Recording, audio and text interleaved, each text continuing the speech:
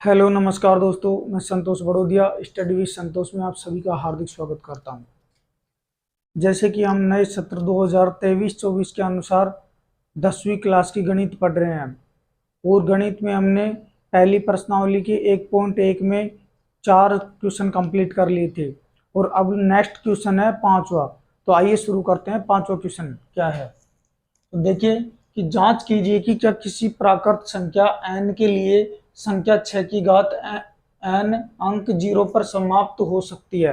अपन को बताना है कि ये जो 6 की घात n है और अपन n का मान जैसे प्राकृत ले 6 की घात n है। अब n बराबर क्या होता है प्राकृत संख्या में, जैसे 1 2 3 4 ऐसे डॉट डॉट ले, कहाँ तक भी अनंत तक ले, तो इसका मान 0 पर समाप्त होगा या नहीं होगा।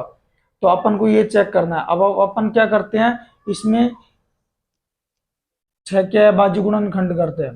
तो 6 के अभाज्य गुणनखंड किए तो 6 के अभाज्य गुणनखंड 2 × 3 होते हैं और इसमें इसकी घात n लगा दी। तो अब इसमें क्या होता है कि 0 पर कब समाप्त होती है, मतलब किसी भी संख्या की जब हम अभाज्य गुणनखंड करें तो उसमें 2 और 5 अनिवार्य रूप से आने चाहिए। 2 और 5 अनिवार्य रूप से आने चाहिए। अगर ये नहीं हुए, दोनों में से एक भी नहीं हुआ, तो 0 पर समाप्त नहीं होगी। क्यों? क्योंकि 5 और 2 को जब गुणा करते हैं तो 10 आता है और 10 का इकाई अंक 0 होता है, इसलिए। तो अब देखो इसमें 2 तो आ रहा है लेकिन 5 नहीं है, तो ये 0 पर समाप्त नहीं होगी। तो अपन ने लिख दिया 6 के n के अभाज्य गुणनखंड में 5 उपस्थित नहीं है, अतः ये 0 पर समाप्त नहीं होगी। तो ऐसे होते हैं। एक एग्जाम्पल भी है, वो देखना। तो उम्मीद है समझ में आया होगा। आइए देखते हैं नेक्स्ट क्वेश्चन क्या है। नेक्स्ट क्वेश्चन की व्याख्या कीजिए कि 7 × 11 × 13 + 13 और 7 × 6 × 5 × 4 × 3 × 2 × 1 और +5 भाज्य संख्याएं क्यों है। अब अपन को ये पूछ रहा है कि भाज्य संख्या। अब भाज्य संख्याएं क्या होती है, मतलब जिसमें एक या स्वयं के अलावा अन्य संख्याओं का भी भाग जाता है, वो भाज्य संख्या होती है। और अभाज्य में एक या स्वयं का भाग जाता है। ये बेसिक में मैंने इसी चैनल के ऊपर वीडियो बना रखी है, अगर नहीं आता है तो देख सकते हैं। नेक्स्ट में मैंने क्या किया कि दोनों पार्टों को अलग अलग करके लिख लिया। इसको ए पार्ट दे दिया और इसको बी। अब इसको चेक करते हैं। चेक करते हैं मतलब इसमें से कॉमन देखते हैं, कॉमन क्या आ रहा है। कॉमन सबसे पहले 13 आ रहा है, 13 कॉमन ले लेंगे। बचेगा 7 × 11 और प्लस में 1, क्योंकि जब 13 बाहर निकल गया तो यहाँ 1 बचा। नेक्स्ट 13 तो ऐसे कैसे, और ये कितना हो गया 77 + 1, ये क्या हुआ 13 × 78। अब इसका क्या है, मतलब अपन ने भाज्य संख्या की परिभाषा में ये पढ़ा था कि जो भाज्य संख्याएं होती है वो उसमें एक या स्वयं का भाग जाता है, उसके अलावा अन्य संख्याओं का भाग नहीं जाता है।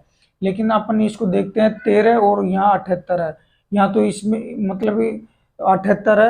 अब 78 में भी और संख्याओं का भाग जा रहा है और 1 गुना में 13 है ही। तो ऐसे ये क्या होगी, भाज्य संख्या होगी। इसलिए क्या होगी, भाज्य संख्या। अगर इसमें जैसे 13 का भाग नहीं जाता, इसमें एक का और किसी संख्या का भाग नहीं जाता एक के अलावा, तो ये क्या होती अभाज्य। लेकिन 78 है, 78 में और संख्याओं का भाग जा रहा है और एक 13 के साथ में भी गुणा है।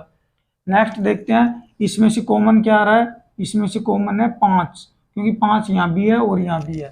तो 5 को बाहर निकाल लेंगे तो क्या होगा 7 × 6 × 4 × 3 × 2 × 1 और प्लस में 1। नेक्स्ट में देखो 5 तो ऐसे कैसे, और जब इनको गुणा करेंगे 7 × 6 × 4 × 3 × 2 तो ये आएगा 1008 और प्लस में 1, 1 ही रहा।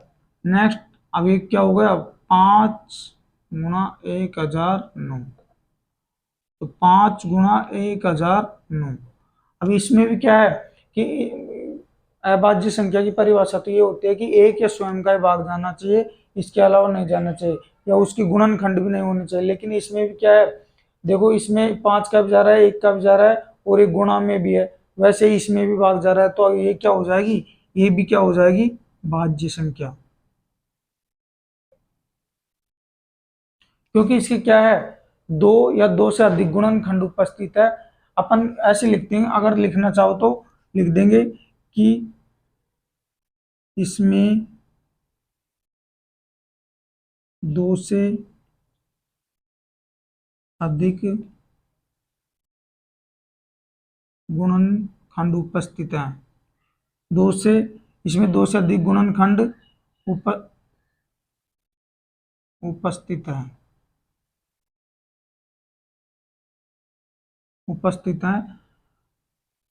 अतः यह एक भाज्य संख्या होगी।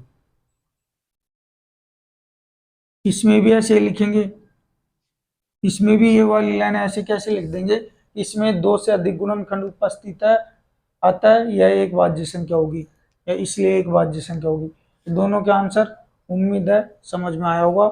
नेक्स्ट देखते हैं, नेक्स्ट क्वेश्चन क्या है। नेक्स्ट देखते हैं क्वेश्चन नंबर 7। क्या है क्वेश्चन नंबर 7 कि किसी खेल के मैदान के चारों ओर एक वृत्ताकार पथ है। अब वृत्ताकार पथ मतलब क्या होता है, ऐसे मतलब वृत्त की आकृति का। नेक्स्ट क्या है, इस मैदान का एक चक्कर लगाने में सोनिया को 18 मिनट लगते हैं। जैसे कि सोनिया को 18 मिनट लगते हैं, सोनिया को 18 मिनट।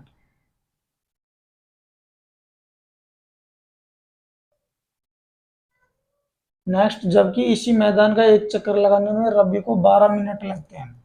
ये क्या है, रवि है और इसको लगते हैं 12 मिनट। मान लीजिए कि वे दोनों एक ही स्थान और एक ही समय पर चलना प्रारंभ करके एक ही दिशा में चलते हैं। मतलब दोनों क्या होते हैं, एक ही स्थान, मतलब यहाँ से चलना शुरू करते हैं और एक ही दिशा में दौड़ना स्टार्ट करते हैं या चलना स्टार्ट करते हैं। दोनों चलना प्रारंभ करके एक ही दिशा में चलते हैं। कितने समय बाद वो पुनः प्रारंभिक स्थान पर मिलेंगे। मतलब क्या हो गया, ये तो सोनिया है, अब सोनिया को 18 मिनट लग रहे हैं, तो मतलब ये क्या ले रहा है, समय ज्यादा ले रही है, तो एक कम तेज दौड़ रही है। जब सोनिया यहाँ आएगी तो रवि कहाँ पहुंचेगा, यहाँ पहुंच जाएगा। तो मतलब फिर सोनिया यहाँ पहुंचेगी तो रवि कहाँ पहुंच जाएगा, यहाँ। ऐसे करके ऐसे बोल रहा है कि वापस पुनः इस स्थान पर दोनों कब मिलेंगे, आपको कितने समय बाद मिलेंगे। तो ये चेक करने के लिए अपन क्या करेंगे, रवि को 12 मिनट लगते हैं और सोनिया को 18 मिनट लगते हैं, तो दोनों प्रारंभिक स्थान पर मिलने का समय दोनों का एलसीएम होगा। मतलब दोनों का 12 और 18 दोनों का एलसीएम निकाल लेंगे, इतने देर बाद निकलेगा। तो देखो एलसीएम 12 और 18 का एलसीएम लेंगे, तो एलसीएम कैसे निकालते हैं, 6 फिर इसमें भाग दिया 9, फिर 2 का दिया 3 और 9, फिर 3 का दिया 1 और 3, फिर 3 का दिया 1 और 3, सॉरी 1। नेक्स्ट में क्या होगा, इनको गुणा करेंगे। देखो 2 दूनी 4, 4 3 12 और 12 36, 2 गुणा 2 गुणा 3 और गुणा 3, तो ये क्या आया 36। तो 36 मिनट वो दोनों क्या होंगे, 36 मिनट बाद मिलेंगे। तो क्या लिखेंगे, अतः सोनिया व रवि 36 मिनट बाद